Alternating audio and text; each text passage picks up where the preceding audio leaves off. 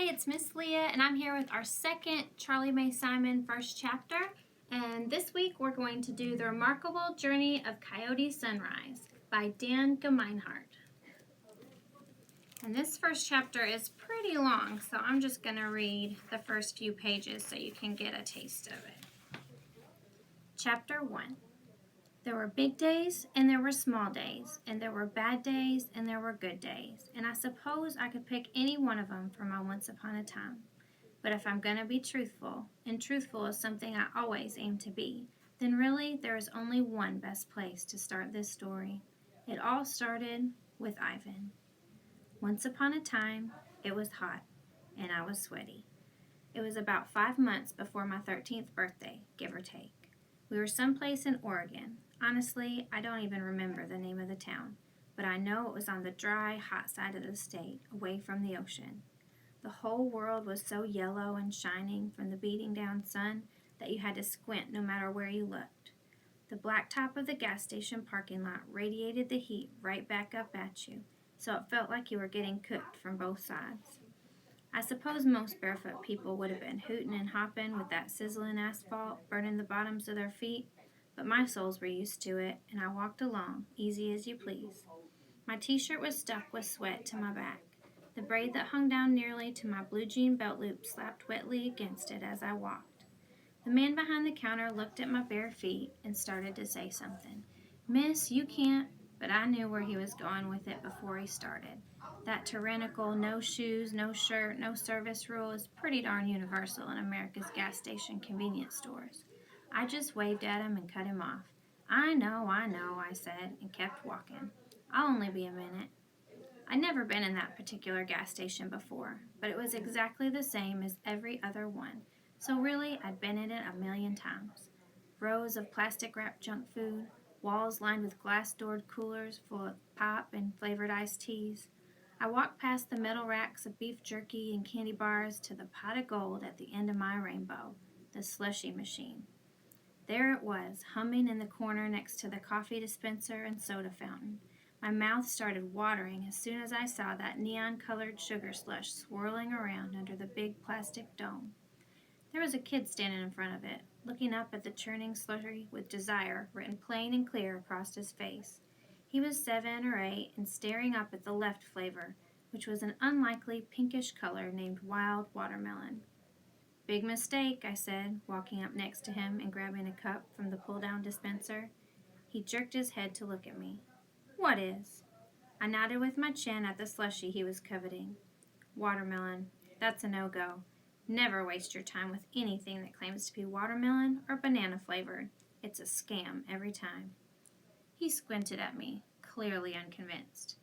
"Doesn't matter anyway," he said. "My mom already said no." He threw his head back dramatically. "But I'm so hot." I yanked down another cup and held it out to him. "Here," I said. "My treat." The kid's face lit up. "For reals?" he asked. "Yep." But then his face dropped again, just as quick. "But Mom said no. I'll probably get in trouble." I shrugged. "You're probably going to get in trouble at some point today anyway. You may as well get a slushie out of it." He thought about that for a real short second and then snatched the cup from my hand. "But I really would think twice about getting watermelon," I added. My advice fell on deaf ears, and in a flash he was pulling down the knob and squirting glistening pink slush into his cup. I filled mine with the other flavor, funky fruit punch, which was the superior choice in every respect. The kid looked me up and down as we walked toward the cashier. "You're wearing weird clothes." I looked down at my raggedy blue jeans and grease-stained white t-shirt. "I'm basically wearing the same thing you're wearing," I pointed out. "Exactly," he said, "and I'm a boy." "So?" "So boys and girls shouldn't wear the same thing." "Well, then you better change, 'cause I ain't." He had nothing to say to that, which was probably the right move on his part, since I hadn't paid for his slushie yet. I ignored the hostile, good riddance look on the cashier's face when I paid. Like hot asphalt on bare feet, it was something I was used to. Me and the kid walked through the jangling door and back out into the heat. The highway hummed not too far off in the distance. The kid took a big, slurping suck on his slushy straw. He swallowed and smacked his lips and nodded. "Well," I asked, "how's the wild watermelon?" He ran his tongue over his lips, considering. Sweet, he said. Weird. Not really like watermelon at all.